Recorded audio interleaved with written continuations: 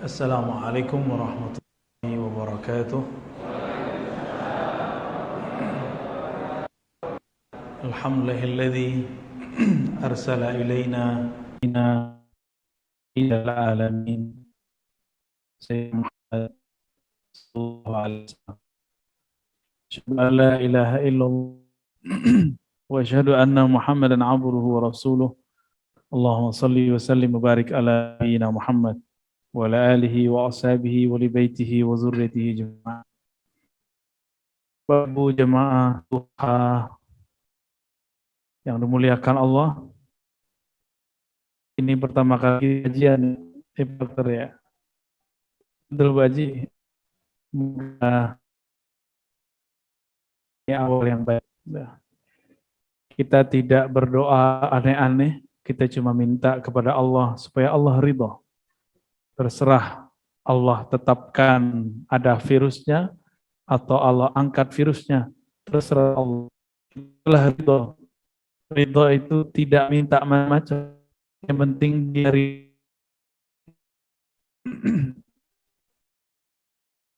Nabi Muhammad Sallallahu Alaihi Wasallam ketika terusir dari Taif, beliau ridha itu enggak emosi.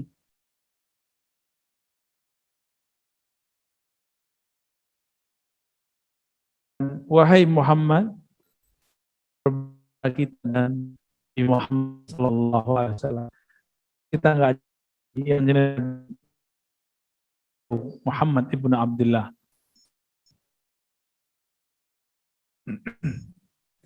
Kita biasanya kajian kitab ya,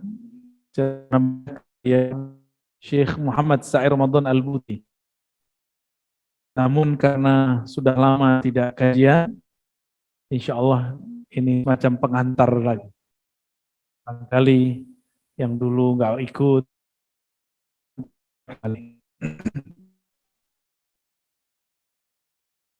dulu kita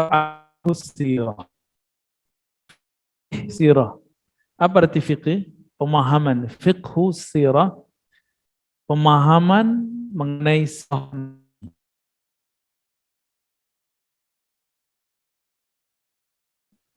sirah artinya perjalanan hidup Nabi Muhammad Sallallahu Alaihi Wasallam. Itu disebut sirah. Maka ada ayat janganlah di muka bumi. Ada perintah begitu ya. Orang yang kurang berjalan di muka bumi itu dia akan menjadi picik. Orang-orang yang berjalan di muka bumi menyaksikan pola macam-macam makhluk, macam-macam suku, maka dia akan jauh dari kepicikan.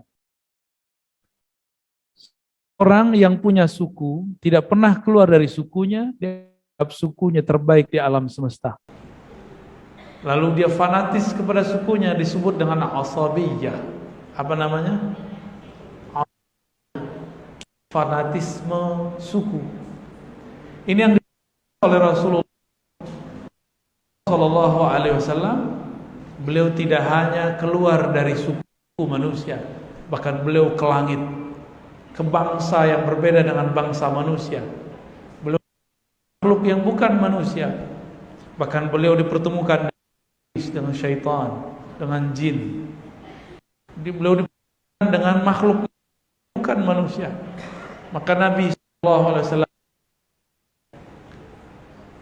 bahwa Arab tidak dan non-Arab juga tidak lebih mulia dari Arab. Bukan sifat rasisme. Itu Muhammad Arab, Nabi Muhammad Nabi alam semesta. Di Al-Quran lafaznya wa ma arsalnaka illa rahmatan lil alamin. Tidaklah kami mengutus engkau wahai Muhammad kecuali sebagai rahmat bagi alam semesta. Alam semesta ada 18.000 alam. Pernah dengar sebelumnya? Ada berapa alam? 18.000 alam. Disebutkan oleh Imam Abdul Qahir Al-Baghdadi dalam kitab Suruddin. Kitab dia Usuluddin, pokok-pokok agama. Ada sebuah kata itu bahwasannya alam samaniyata alfan, ada 18.000 macam alam. Dan Nabi Muhammad diutus untuk semua alam itu. Nabi Isa hanya untuk satu suku, Bani Israel. Nabi Musa juga demikian. Nabi Muhammad tidak hanya ke orang Arab, tidak hanya ke Bani Israel. Beliau diutus juga kepada Samud, diutus juga kepada guguk, diutus kepada semua binatang, semua hewan, semua jin, semua malaikat. Itu Allah sallallahu alaihi wasallam. Ketika dengan hewan-hewan, hewan tunduk. Beliau jalan, pepohonan pun merunduk. Hadisnya sahih, riwayat sallallahu alaihi wasallam ketika berjalan di pepohonan semuanya merunduk. Ini yang meriwayatkan Imam Tirmizi. Imam Tirmizi adalah imam terbaik yang mewarisi ilmu Imam Bukhari. Imam Bukhari punya murid Muslim, ada lagi murid Tirmizi. Beliau mengatakan ketika Muhammad remaja, Muhammad muda, diajak pamannya Abu Talib untuk bergerak, berdagang berbagai penjuru negeri. Apa yang terjadi? Seorang raja memperhatikan gerak-gerik Nabi. Walaupun si rahib belum tahu siapa orang ini, tapi dia lihat putihnya. Pohon tunduk kepadanya, hewan pun sujud. Masih remaja. Walhasil dipanggillah siapa orang tua dari remaja ini. Abu Talib, akulah. Maksudnya akulah pamannya. Lalu rahib mengatakan, ini adalah Sayyidul Alamin, penghulu alam. Ini adalah Sayyidul Anbiya wal Mursalin. Ini adalah penutup para nabi. Jika demikian, Abu Talib mengenal siapa Nabi Muhammad sedari remaja. Sangat sadar bahwa ini adalah seorang nabi. Rahib ini beragama Nasrani dan kitab Injil, dan dia baca ciri-ciri Nabi. Itu tidak ada bayang-bayangnya karena selalu ada bersamanya. Ketika dia jalan, maka pohon-pohon menunduk. Jika ia melewati batu-batu, Tuhan mengucapkan salam kepadanya. Itulah baginda Nabi sallallahu alaihi wasallam. Maka beliau seorang manusia, la kal bashari, tapi beda dengan manusia. Baca tadi oleh ustaz kita, basharun la kal, manusia tapi beda dengan manusia kamu. Innama ana basharun mithlukum, betul aku ini manusia seperti kamu. Bedanya yuha ilayya, aku mendapatkan. Kalau seorang wali ilham, kalau nabi wahyu, yuha, kan ke dalam diriku bahwasannya la ilaha illahu, la ilaha illallah, tiada yang berhak disembah kecuali Allah. Inilah orang yang akan kita kaji. Buku mungkin sebagian sudah akan ya. Kalau ada nggak apa, nanti mohon nanti Pak Dokter sediakan whiteboard ya, infocus, nanti saya coret-coret melalui ya, biar kita lihat Nabi kemana aja, apa karakternya. Nanti kita tunjukkan hadis mana yang ada sebelum Nabi lahir ya. Bapak Ibu yang bukan Allah, mumpung masih ada aroma-aroma maulid sallallahu alaihi wasallam. Maulid, kata maulid bukanlah kata bid'ah. Kata maulid muncul dalam hadis-hadis. Nabi ditanya, kenapa berpuasa hari Senin wahai Rasulullah. Nabi menyatakan, dzaka yaumun wulidtu fi. Itu ada hari aku wulid. Maulid artinya sama. Itu adalah hari aku dilahirkan. Ulama kita sepakat Nabi lahir hari Senin, tapi mereka beda pendapat tanggal berapa lahirnya. Namun demikian mereka memilih oleh sejarah lahirnya tanggal 12 Rabiul Awal. Ketika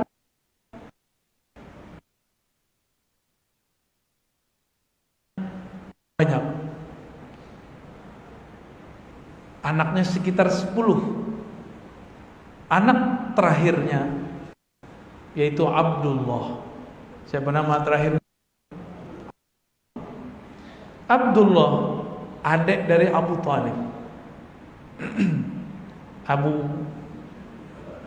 Abu itu ya, ada macam-macam. Sekarang lagi rame abu-abu ya. Nabi Muhammad belum ada. Yang baru ada adalah Abdul Muttalib. Abdul Muttalib bernazar, saya punya anak ke-10, saya akan sembelih lanjutan daripada syariat.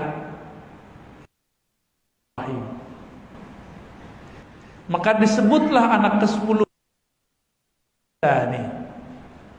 Apa arti az-zabi? Yang disembelih kedua.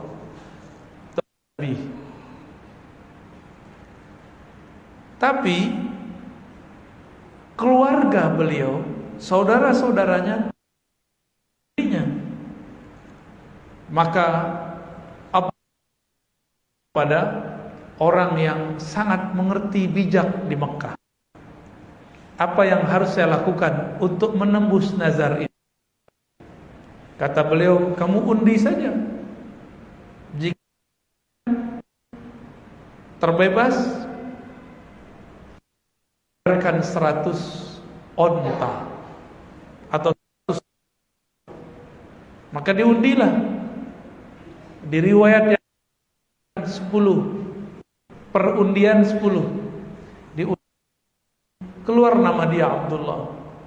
Diundi lagi, keluar namanya. Bayarlah 10 domba, bayar lagi 10 domba. Pulang sampai ke 10, dia nomor ke-10 itu terakhir. Pas ke-11 sudah tidak keluar nama. Maka disebutlah harga Allah itu 100 domba. Coba 1 domba harganya berapa, Pak? 1 kambing 3 juta, yang murah, yang bagus, Pak. 5 ya, 5 kali 100 berapa? Berapa? 5 miliar. Kira-kira segitulah. Bapak hitung sendiri aja ya. Kira-kira segitulah nilai kepalanya Abdullah. Beliau bergelar Az-Zabih Ats-Tsani. Orang yang bakal disembelih dan ditebus dengan tebusan yang sangat mahal. Jadi harga dia 100 domba. Tapi ujian untuk Abdullah tidak selesai. Ketika ia dewasa, di jidatnya terlihat ada cahaya terbaca oleh ahlinya. Siapakah yang mengerti ini? Ahli kitab. Tapi kali ini ahli kitabnya seorang perempuan. Dalam perjalanan, Abdullah kemudian bukan dilabrak. Kalau dikejar-kejar cewek itu apa namanya, Pak? Biasanya kan laki-laki ngejar perempuan. Ini kebalik. Perempuan ngebet sama cowok. Abdullah tiba-tiba ditarik oleh seperempuan yang ahli kitab, wajahnya lumayan cantik, dia Bani Israel, ditarik ke rumahnya. Dia ingin dan mengatakan, aku ingin dinikahi olehmu. Dan malam ini juga malam pertama. Tapi nur di wajah Abdullah membuat dia tidak bisa menikmati perempuan cantik ini. Maka dia kemudian mendorong perempuan itu dan dia kabur. Dia kabur, ternyata di rumah sudah ada apa yang kita sebut dengan persiapan akad nikah. Ternyata Abdul Muttalib itu bermimpi mengenai bahwa dari dirinya tumbuh satu pohon, pohonnya berbuah, tapi cuma sebelah. Datang lagi ke orang yang tadi, yang bijak tadi, apa kata dia? Akan muncul pemimpin hebat dari keturunanmu.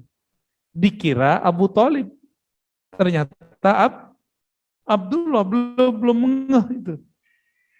Maka nikahilah salah satu anakmu dengan putri dari binti Wahab, dari jalur yang lain. Dari Abu Thalib sudah punya istri, sudah punya anak. Abdullah belum. Maka segeralah beliau menjodohkan siapa? Abdullah dengan anak Wahab, namanya Aminah bintu Wahab. Malam itu terjadilah akad, malam itu terjadilah malam pertama. Terjadilah mereka melakukan apa yang sepantasnya dilakukan. Berpindahlah nur dari Abdullah kepada Aminah. Nurnya berpindah. Itulah kata Nabi, nanti Nabi berbicara, "Wulidtu min nikah la min sifah." Aku terlahir dari pernikahan yang sah, bukan dari selingkuhan. Lalu Abdullah sibuk berdagang. Dia masih membangun karirnya, belum kaya. Ketika di tengah perjalanan dia ingat, wah ini tempat si perempuan yang dulu ingin aku nikahi. Maka dia datangi perempuan itu. Diketuk pintu, perempuan buka pintu. Dia lihat wajahnya Abdullah sudah berubah. Wajah yang bukan lagi perjaka. Di wajahnya dia mengatakan, sudah tiada nur dalam wajahmu. Pergilah, aku tidak memerlukanmu. Jadi seorang ahli kitab perempuan mengerti nur yang ada pada diri Abdullah. Setelah itu Abdullah melanjutkan perjalanannya. Tapi malang ujian berat kepadanya. Dia sakit di tengah jalan dan meninggal. Inna lillahi wa inna ilaihi raji'un. Malanglah nasib Sayyidah Aminah. Barulah hamil, suaminya meninggal. Janda muda.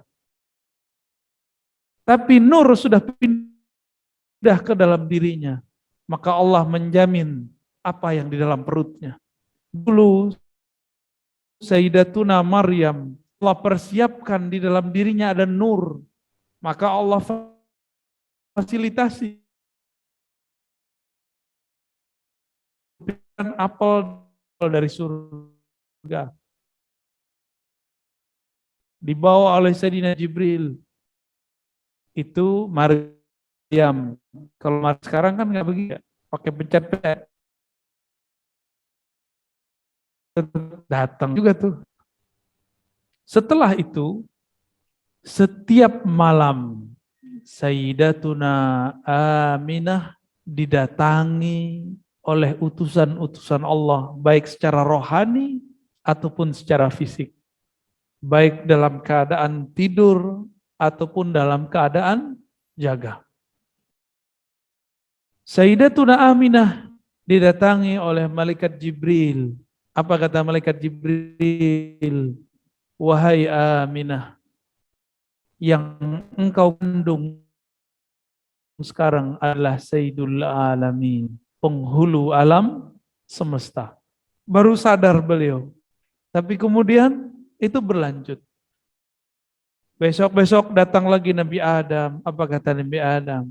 Wahai Aminah, yang engkau kandung adalah cucuku, tapi dia lebih dulu daripadaku. Dialah Nabi sebelum aku. Sayyidul Anbiya wal Mursalin.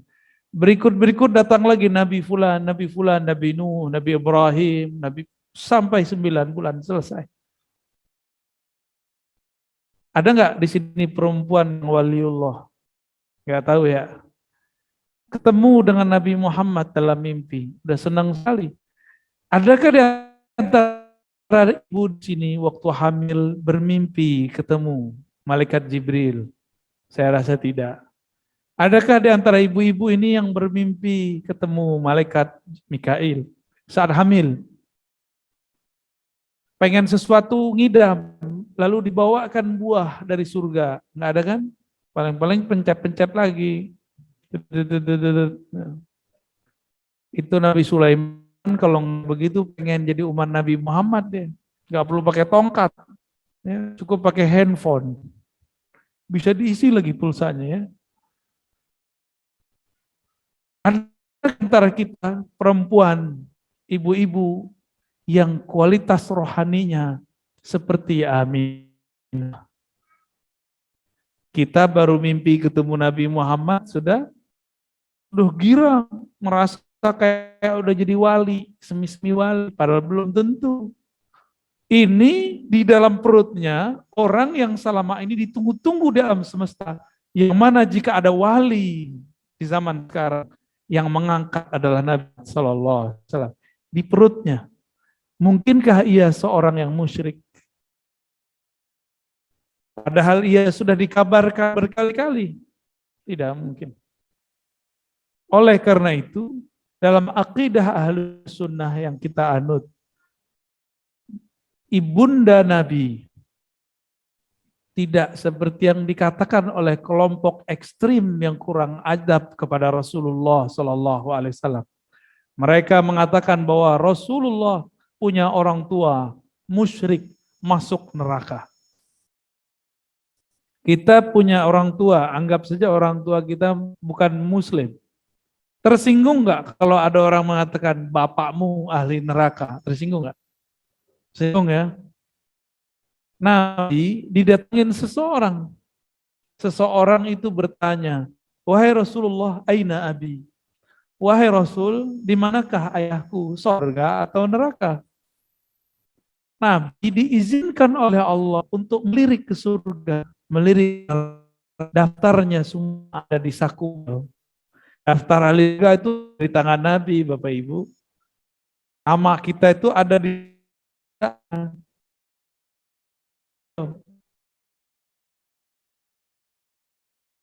Nabi finnar, ayahmu sayang sekali ahli neraka. Wajahnya langsung kemudian berubah.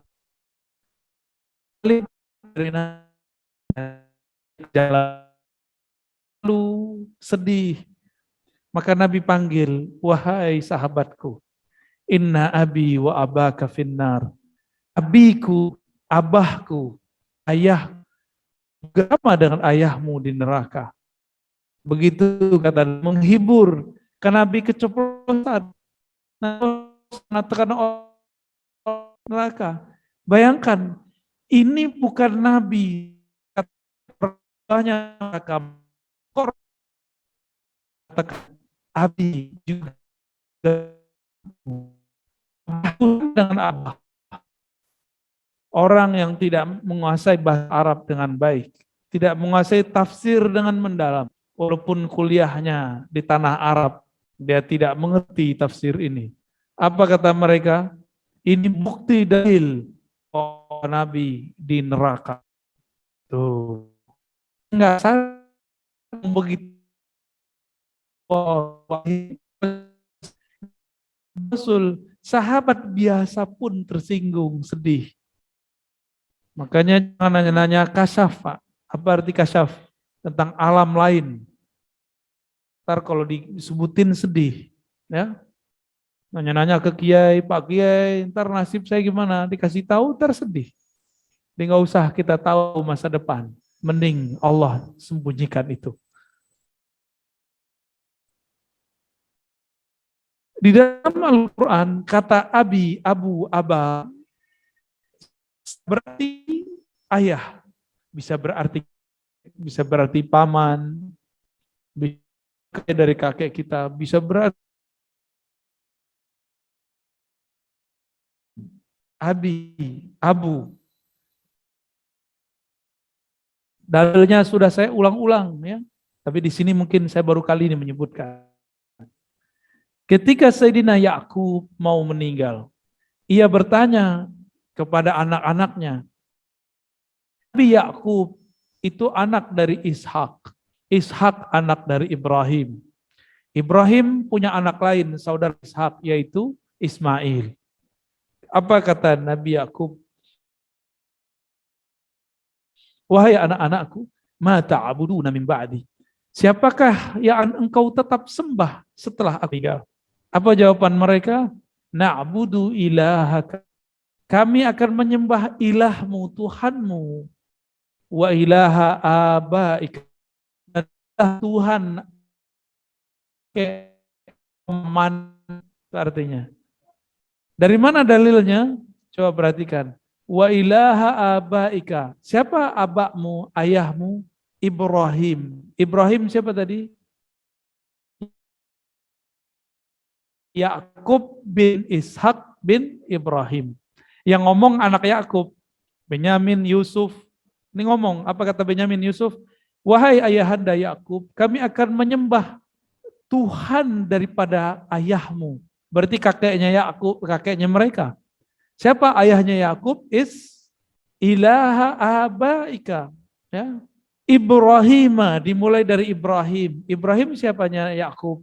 Kakeknya Nabi. Berarti kakek buyutnya Benyamin dan Yusuf. Ismailah wa Ishaq. Dan kakek paman. Siapa namanya? Ismail. Dan kakek kandung kami Ishak. Berarti kata abi, abun, aba berarti kakek, berarti paman atau paman kakek. Kakek paman, gimana nyebutnya? Ya.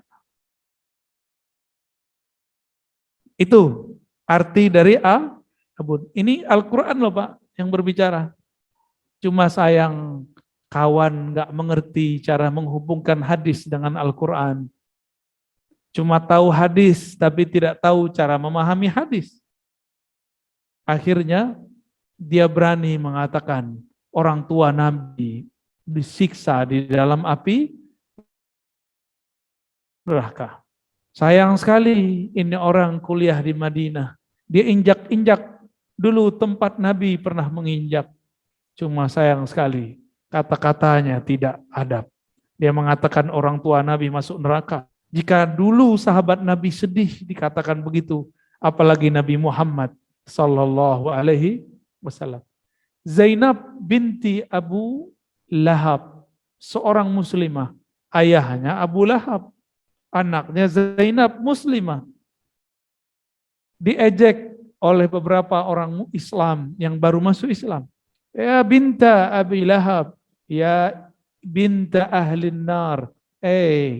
Anak keturunan putri raja neraka, kira-kira begitu terjemahannya. Tersinggung enggak dia? Sedih. Maka dia datang kepada Rasulullah mengatakan, ya Rasulullah, mereka menyakitiku dengan mengejek ayahku. Udah jelas Abu Lahab masuk neraka. Benar nggak? Tabbat syada Abi Lahabi wa tab. Apa mereka nggak punya perasaan kelompok ini? Wajar. Memang mereka nggak punya perasaan. Maka hati-hati nanti Bapak Ibu Saudara sahabat dimakan Allah, ke depan akan banyak ngaku ahlu sunnah, ternyata akhlaknya tidak ada. Jangankan kepada kita, kepada Nabi pun dia tidak punya perasaan.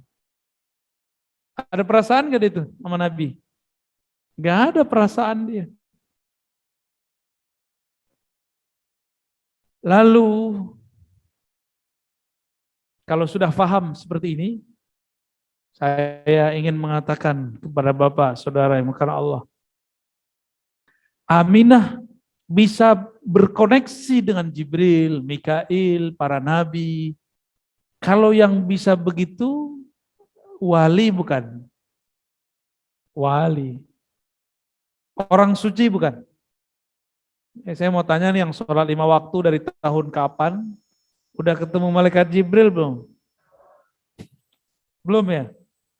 Abu Jibril udah mati. Ya. Ada yang mimpi ketemu Nabi Adam enggak? terus bilang, kaulah manusia pilihan. Ada nggak? Nggak ada ya? Berarti kita ini orang biasa sekali. Orang biasa. Cuma kalau kita nggak bening seperti Aminah. Aminah ketika beliau melahirkan Nabi Muhammad SAW, beliau melihat cahaya. Ketika para malaikat datang, Nabi datang, semua mereka mengatakan, wahai Aminah, jika kau melahirkan anak, nama Muhammad. Dalam riwayat yang jarang tertulis, itu bukan onta ya, gajah yang dibawa oleh Abraha. Abraha ini Bapak Ibu yang bukan Allah, gereja dia bentuknya bulat, lingkaran, bukan bulat. Itu di Yaman. Dia seorang Kristiani yang taat menyembah satu Tuhan, Allah Subhanahu wa Ta'ala. Tidak ada gereja seperti gereja beliau di sana. Tidak menyembah berhala, tidak menyembah Yesus. Abraha tersinggung, gerejanya dirusak, bahkan dikencingi oleh salah satu pedagang Arab. Pedagang itu masih keluarganya Nabi Muhammad. Tapi ke atas, udah sepupu, kakek sepupu, kira-kira begitu. Kenapa?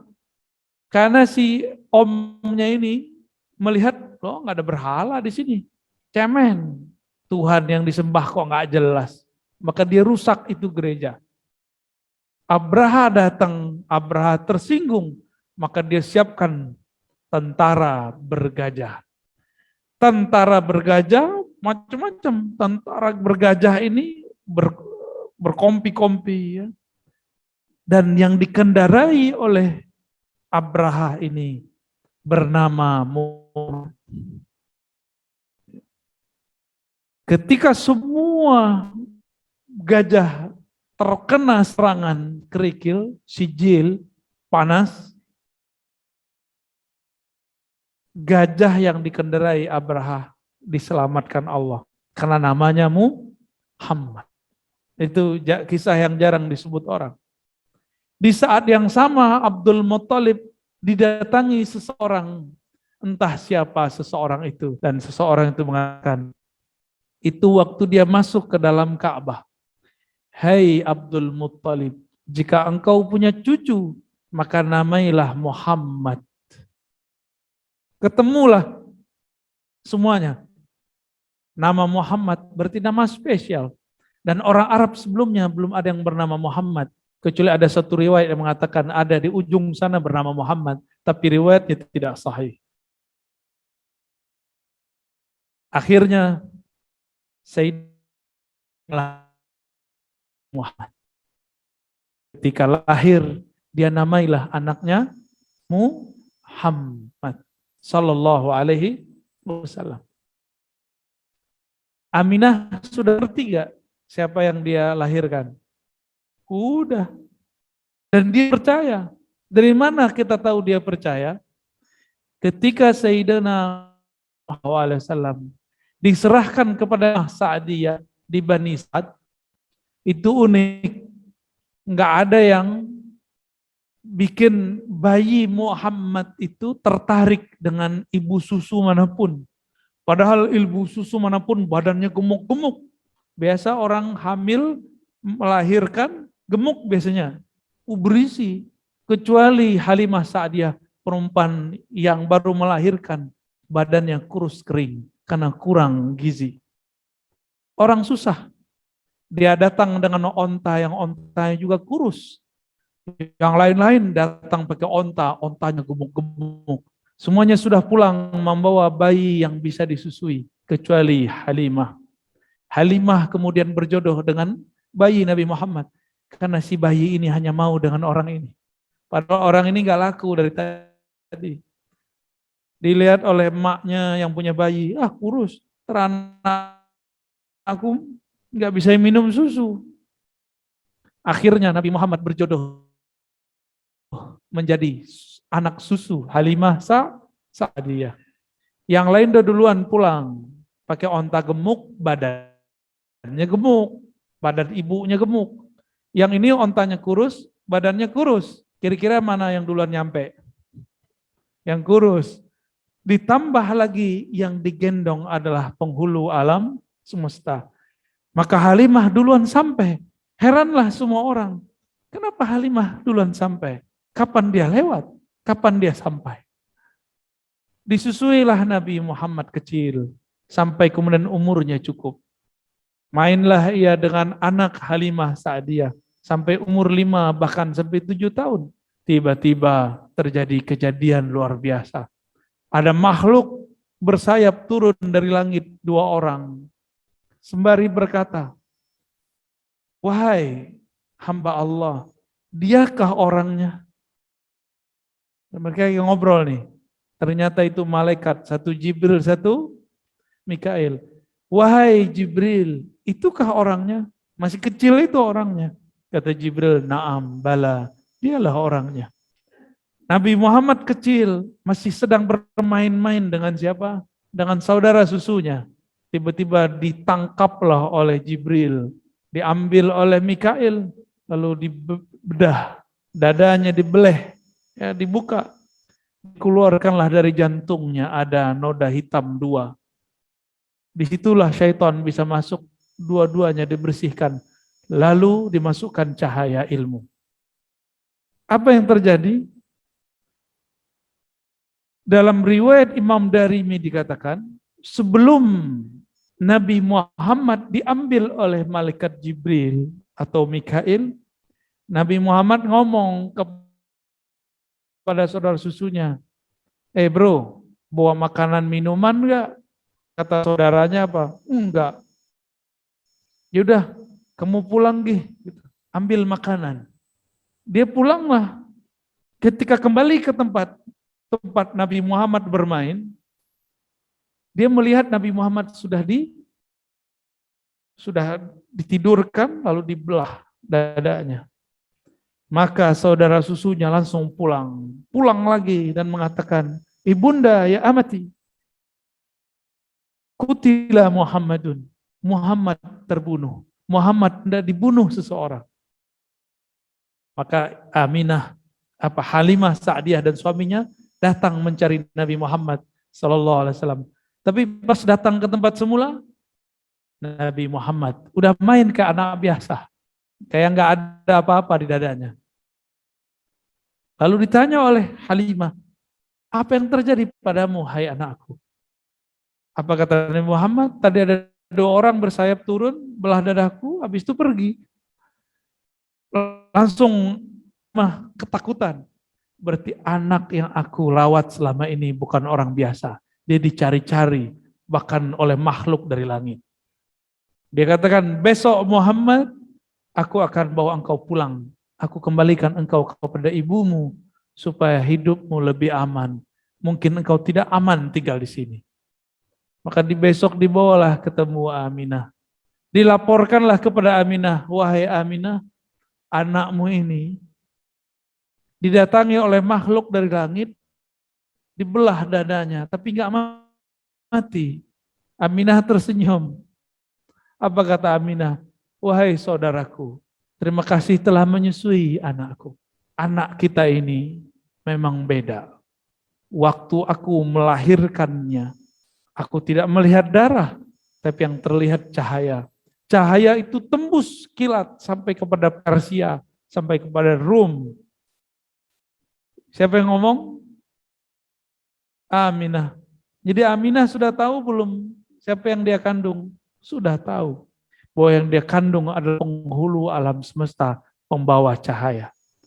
Maka Aminah adalah awwalu man amana binubuwwati nabiyyina Muhammad sallallahu alaihi wasallam. Beliau Aminah adalah orang pertama yang mengimani Nabi Muhammad bahkan sebelum beliau dewasa. Lalu Abu Thalib dan Rahib, baru Khadijah, baru Abu Bakar, Ali, baru Abu Dzar, baru sahabat-sahabat yang lain. Ya, begitu susunannya. Cuma sayang kitab-kitab sejarah kok tidak menyebutkan dengan lengkap. Padahal itu tertulis dalam kitab-kitab riwayat tentang sejarah masa Nabi sebelum diangkat menjadi Rasul Sallallahu Alaihi Wasallam. Maka Bapak Ibu yang bukan Allah, mengenal Nabi, ada yang disebut pra-kenabian, bukan pra ya, kelahiran, ada antara lahir dan pra-kerasulan. Insya Allah nanti saya akan coba bedah kalau sebagian besar sudah punya buku ya, kalau nggak punya buku juga nggak apa-apa. Sebenarnya Arabnya lebih enak, tapi terjemahnya juga bagus. Silakan dibaca. Itu ada terjemahannya Pak ya. Silakan dicarilah buku itu. Kalau beruntung ya, cari buku itu. Sirah Nabawiyah. Ya. Dr. Muhammad Sa'ir Ramadan Al-Buti. Karena hemat saya, buku yang paling bagus untuk sirah ini bukunya. Jadi per event, per kisah, dia bedah, lalu dicari pelajarannya apa, rahasianya apa. Terjadi kaum tahun berapa. Ya, semua diceritakan oleh beliau. Nanti insya Allah perlahan saya akan ceritakan secara runtut. Ya, Bapak Ibu ini senang diceritainnya. Dari tadi melek terus. Alhamdulillah. Alhamdulillah kami punya guru-guru yang juga suka bercerita. Maka saya ambil cerita mereka dari hadis-hadis yang sahih, yang hasan, yang dhaifnya bisa dinaikkan. Itulah tadi yang saya sampaikan. Gimana Pak Dokter? Udah? Masih mau dia ceritanya. Lanjut ceritanya. Sedikit lagi ya. Minum dulu Pak. Bismillah.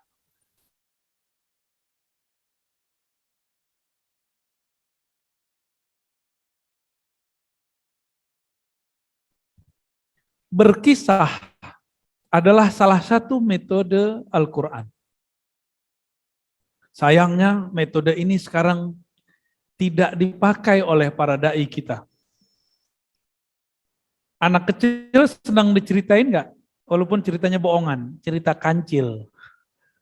Bener ya?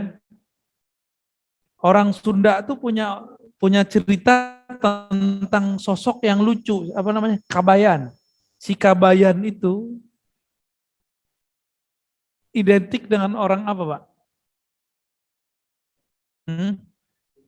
Iya, Sunda. Maksudnya karakter dia apa? Lucu. Bukan, dia nggak bodoh, dia polos. Polos, jujur. Sebenarnya si Kabayan itu, kalau versi guru saya ya, itu cerita wali yang disamarkan. Namanya Thariqat Malamatiyah. Apa arti Malamatiyah?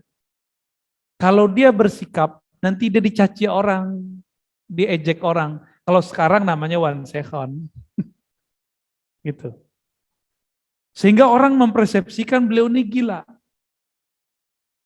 Dianggap gila nggak? Padahal dia bukan gila.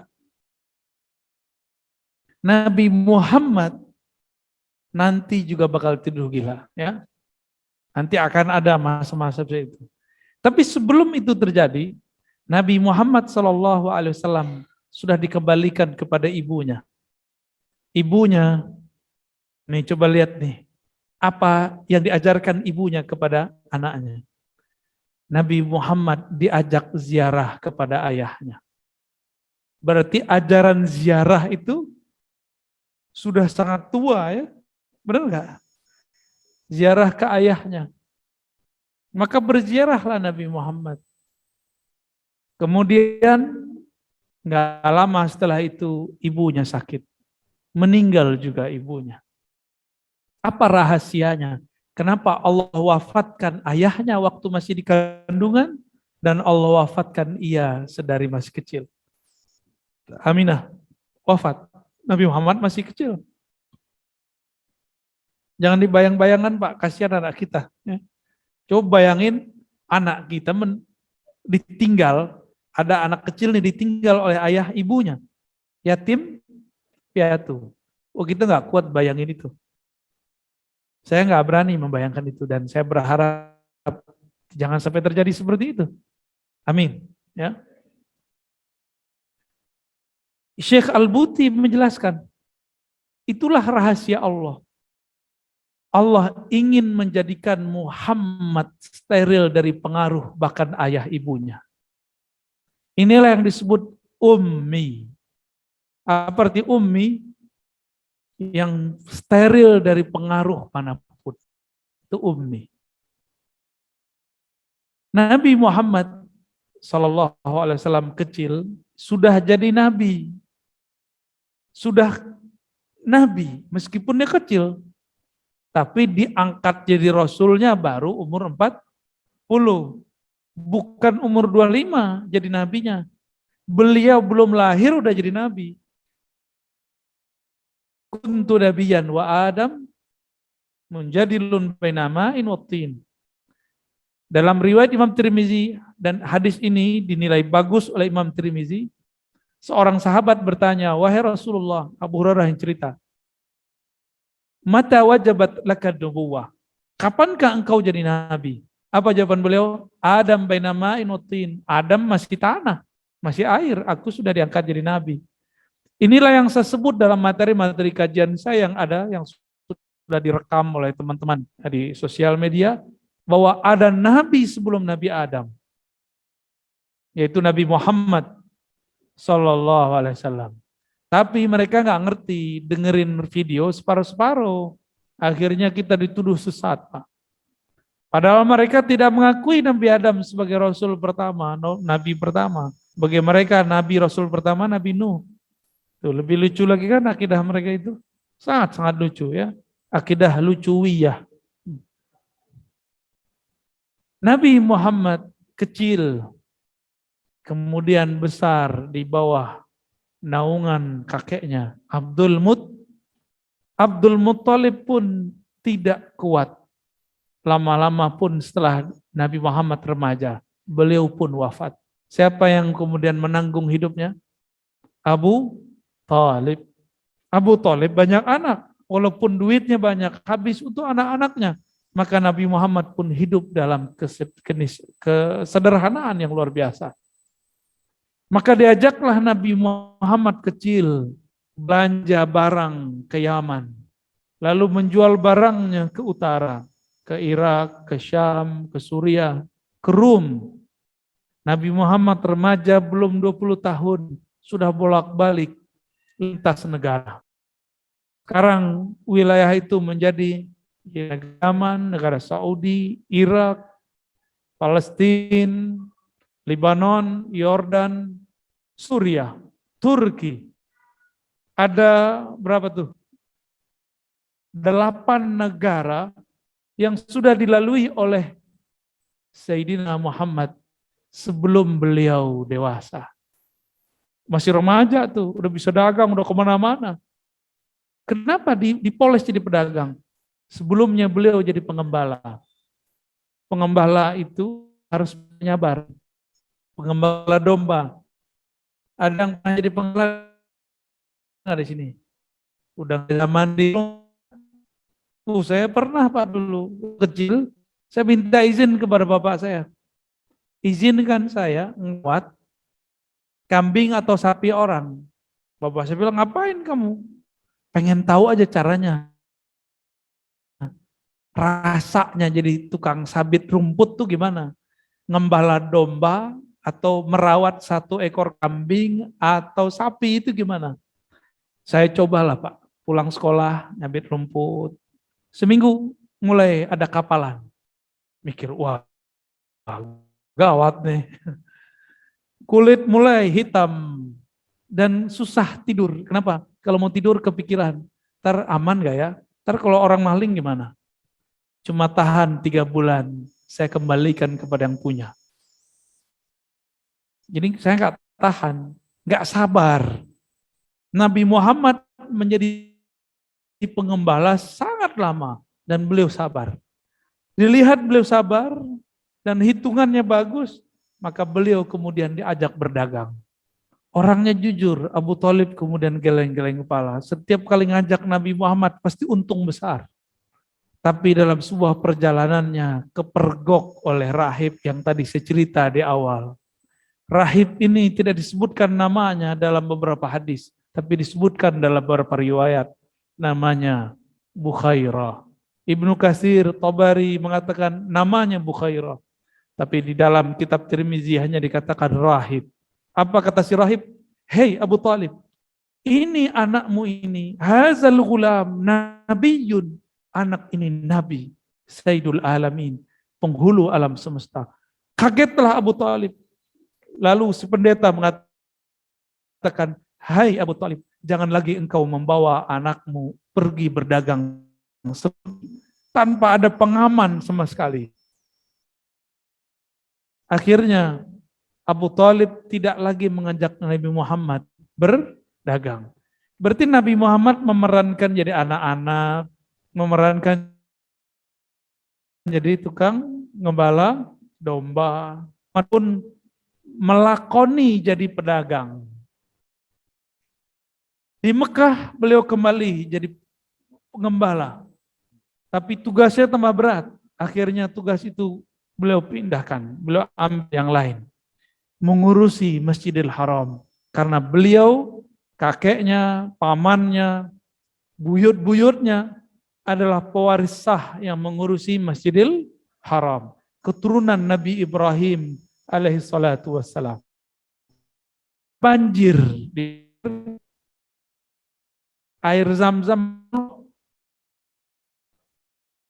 itu Hajar Aswad, enggak seperti sekarang Pak. Hajar Aswad yang ada sekarang itu sudah dirapiin, ya. Cari pembahasannya sudah ada, dalam sosial media sudah ada. Itu Hajar Aswad dulu enggak begitu. Sekarang kan sudah ditipisin, diapain gitu ya. Dulu itu batu jatuh. Tadi ditaruh di tempat yang sekarang, lalu jatuh. Ketika jatuh, semua pemuka Quraisy ingin mengangkat, tapi tidak sanggup mengangkat.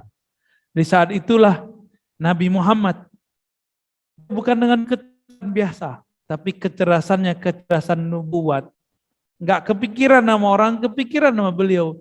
Karena ia sebenarnya seorang Nabi. Apa kata beliau? Tugasnya menyambung silaturahmi.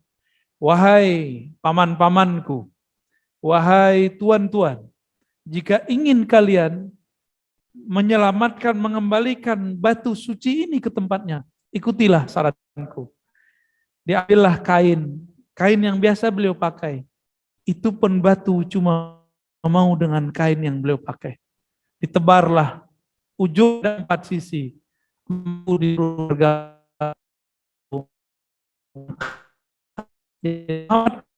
Angkat.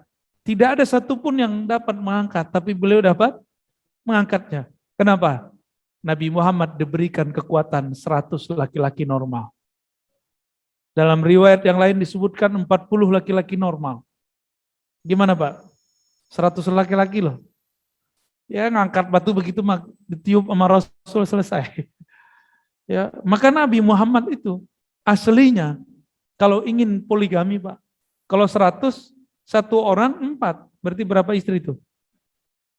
Harusnya, tapi beliau mendiskon dirinya. Beliau hanya punya istri 13, meninggal 2, sisa 11. Ya. Dan dicerai sisa 9. Itu Nabi Muhammad. Bahkan kurang dari 10. Kurang dari 0, sekian persen itu ya. Itu Nabi Muhammad. Karena beliau menganggap tugas banyak daripada kalau kita tugas nggak ada, nafsu besar. Saya maksudnya bukan Bapak Ibu ya, Bapak Ibu orang-orang baik. Bapak Ibu yang bukan Allah, itu disebutlah kemudian fatanah. Apa arti fatanah? Cerdas. Tapi cerdasnya bukan di sini. Cerdasnya di dalam dadanya. Inilah yang disebut kecerdasan kenabian. Fatanah. Ya. Beliau tadi berdagang jujur, bernama Amin, amanah. Ibunya seorang yang juga terpercaya, Aminah. Ibu susunya orang yang santun, namanya Halimah. Halimah artinya perempuan yang santun. Maka bergabung dalam diri Nabi dua karakter ibu. Satu ibu yang melahirkan, satu ibu susu. Ibu yang melahirkan amanah, ibu yang sangat santun. Nabi Muhammad itu seseorang itu ya. Mana baru nanti belakangan ya, beli juga tapi di kisah yang lain. Bapak Allah ini Muhammad beliau ya. Semoga mimpi itu pertanda beliau datang kepada kita.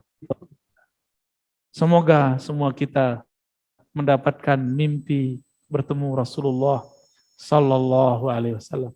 Baik, gimana Pak Dokter? Mana nih? Ini kita nih, MC kita kabur.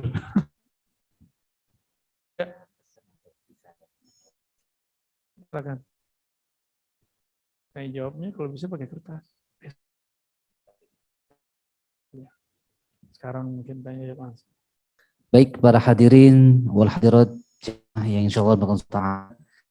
Kami membuka ada sesi tanya jawab dari Bapak hadirin satu orang dan dari Ibu satu orang.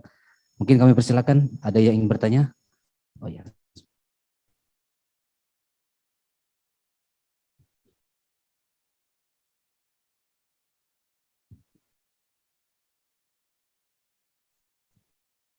Assalamualaikum warahmatullahi wabarakatuh. Assalamualaikum. Nurul Huda, Ustaz. Alhamdulillah kita ketemu lagi. Hampir 2 tahun. Iya. Ya. Selama kita nggak ketemu di majelis ini, Pak. Saya penggemar video YouTube-nya Ustaz. Ya, saya selalu menyimak. Alhamdulillah. Sirah Nabawi. Seluruh perilaku Nabi adalah contoh. Betul. Yang harus dicontoh oleh umatnya kita sekalian. Tadi yang terakhir disinggung tentang istri Nabi. Istri-istri Nabi. Yang sering kita simak adalah istri Nabi adalah 9. Tapi Ustadz tadi menyampaikan ada 14. 13. Oh 13. Maaf. Ya. Tadi ada disebut yang 2 meninggal, yang 2 dicerai. Yang dicerai ini yang jarang kita mendengar kisahnya, Pak. Ya, ini sebagai pelajaran buat kita sebagai umatnya. Alasannya apa, kenapa dan seterusnya sehingga kita bisa menteladani. Mau menceraikan Pak? Bukan. Karena ini jarang kita dengar, jarang. Iya. Sirah ini sama sekali jarang kita dengar. Baik. Ya. Demikian, Ustaz. Assalamualaikum. Assalamualaikum warahmatullahi wabarakatuh. Kirain Bapak mengamalkan sunnah bercerai. Ya. Mau dijawab langsung atau di-keep dulu satu lagi? Langsung aja ya. Langsung aja. Saya lupa. Nabi beristri 13. Ada yang diceraikan 2. Tapi yang saya ingat kisah cerainya yang pertama itu accident-nya hasil apa istilahnya? Konspirasi para istri tua. Jadi si istrinya ini, hadis Bukhari Pak, hadis sahih. Inna kaidahunna matin, ya. Jadi para istri ini kalau membuat skenario, cakep coba kan main untuk menggagalkan pernikahan. Sudah akad, apa kata istri-istri tua? Istri tua itu masih muda. Neng, kalau nanti suami kita loh ya. Jika suami kita datang masuk, kamu baca doa mujarab, doa hebat. Apa doanya? Doanya, A'udzubillahi minka. Apa arti a'udzubillahi minka? Aku berlindung darimu, hai suamiku. Nabi itu pantang kalau orang baca nama Allah dalam meminta dan berlindung. Kalau ada orang minta sesuatu, Nabi udah minum nih, diminta sama orang pakai nama Allah dikasih langsung. Kalau kita kan enggak. Kita pakai baju, kelihatan sama seseorang, wahai Rasulullah, demi Allah, aku minta bajumu. Nabi langsung lepas, karena nyebut nama Allah. Kalau saya enggak mau kasih, Pak. Karena beliau membesarkan nama Allah sebesar-besarnya. Coba Pak dokter digituin, ya. Pasti nggak mau juga, sama kayak saya, karena bukan Rasul. Terus ketika Nabi masuk ke rumahnya, apa kata si perempuan? Auzubillahi minka. Aku berlindung darimu, wahai suamiku. Nabi kaget. Kok nama Allah dibaca-baca? Isinya berlindung, bukan minta rahmat. Maka Nabi mengatakan, laqad uzti bi'azim. Kamu telah berlindung dengan sesuatu yang besar. Kamu berlindung agar minta dijauhkan dariku. Menyebut nama Allah. Ini sesuatu yang tidak sembarangan. Nabi tutup pintu, Nabi pergi. Jatuhlah talak semua, talak 3 sekaligus. Itu yang saya bisa ingat, Pak, kisahnya. Ya, jangan dicobain, Ibu ya. Ya, kalau ibu-ibu ini mau mengamalkannya, tidak karena keinginan beliau. Istri beliau Saudah. Saudah ini sudah tua. Beliau minta, wahai Rasulullah, aku sudah tua, tapi jangan ceraikan aku. Jadikan aku asistennya Aisyah. Wah, dulu istri sama istri jadi asisten. Wah, itu perlu ditiru itu, Pak ya. Berat, Pak. Mikirin aja saya nggak kebayang, Pak. Tapi bisa begitu. Pasti bisa. Nggak ada yang nggak bisa. Ya, kira-kira gitu, Pak. Nanti akan ada di kitab ini, di kitab yang Bapak pegang itu, pembahasan khusus mengenai istri-istri Nabi. Sabar, Pak, nanti kita ceritain semua. Insya. Jadi istri-istri Nabi ini polanya Masya Allah. Ummu Salamah lain, Aisyah lain. Dan 2 orang ini adalah pemimpin istri-istri yang mempunyai kecemburuan tingkat tinggi. Aisyah apa ngomongnya, Ummu Salamah apa ngomongnya. Akhirnya Nabi pusing sendiri dan Nabi kemudian mengatakan, baiklah, aku tidak akan mendatangi kalian sebulan lamanya. Itu kejadian, Nabi pernah ngambek sebulan, tapi Nabi tidak mentalak. Nabi susah mengatakan talak, karena tolak itu dibenci di sisi Allah, walaupun boleh. Kalau nggak pahit-pahit, Nabi nggak talak. Ya, jadi Nabi, maka talak itu awalnya makruh, tapi kadang hukumnya bisa jadi wajib. Kadang bisa dianjurkan, kadang boleh, atau menjadi haram juga bisa. Ada talak itu hukumnya haram. Di event-event tertentu, kajian yang tertentu bisa jadi haram. Kira-kira begitu, Pak ya. Sabar, Pak. Mau mengamalkan itu, tar dulu ya. Oke, ada lagi? Ya, baik, satu pertanyaan ya.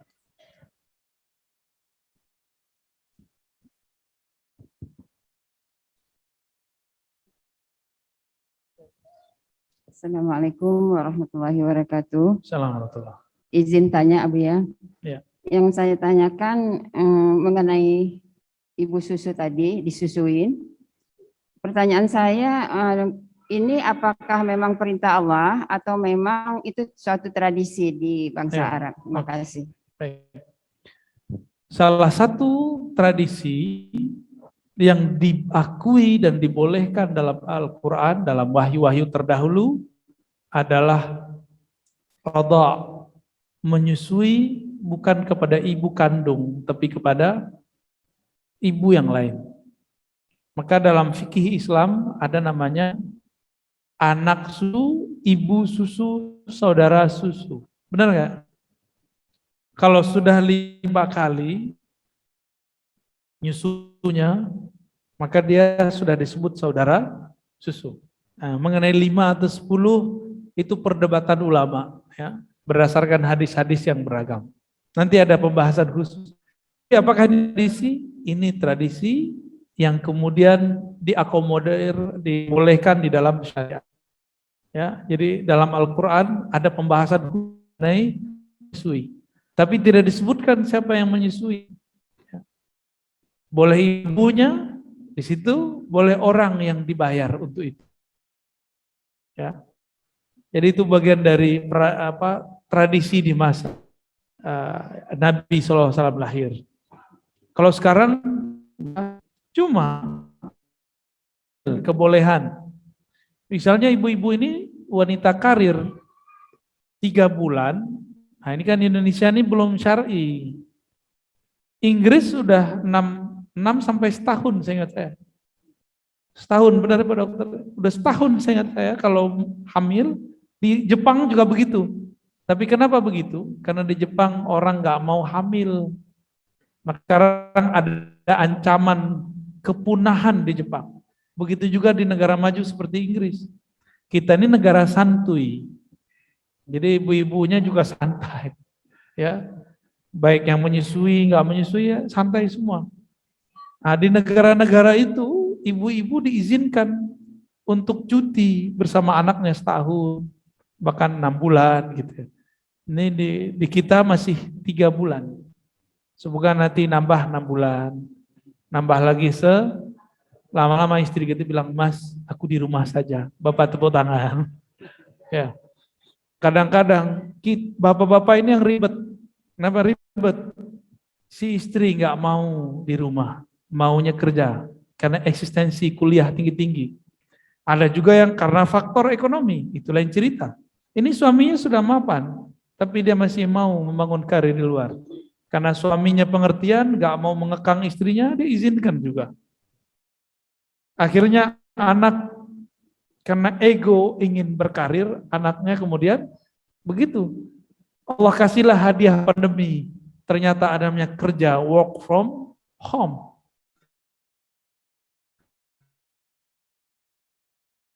Pak dulu begitu kan?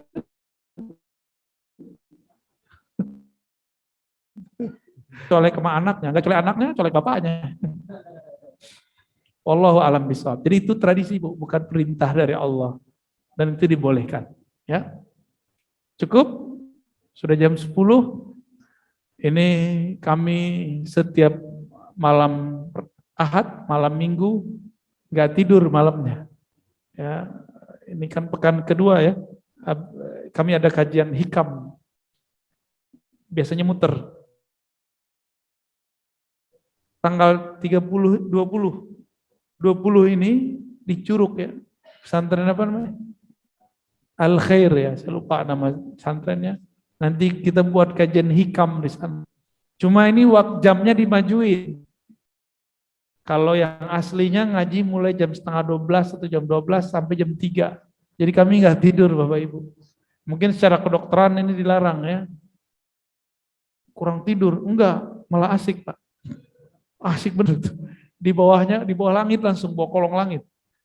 Terus ke Al Khaif Mina, yang Karawaci, ya, Islamic Village, habis itu ke sini. Jadi saya baru rehat sekitar 45 menit lah, ya. Makanya saya nyender dari tadi, Pak. Karena punggung udah kerasa lelah. Untuk menyenangkan, saya lawan rasa lelah itu. Semoga Allah memandang lelah kita menjadi berharga di sisinya. Amin ya rabbal alamin. Mohon maaf, semoga apa yang kami sampaikan bermanfaat. Semoga kita termasuk hamba-hamba Allah yang cinta kepada Rasulullah sallallahu alaihi wasallam. Demikian dari kami. Assalamualaikum warahmatullahi wabarakatuh.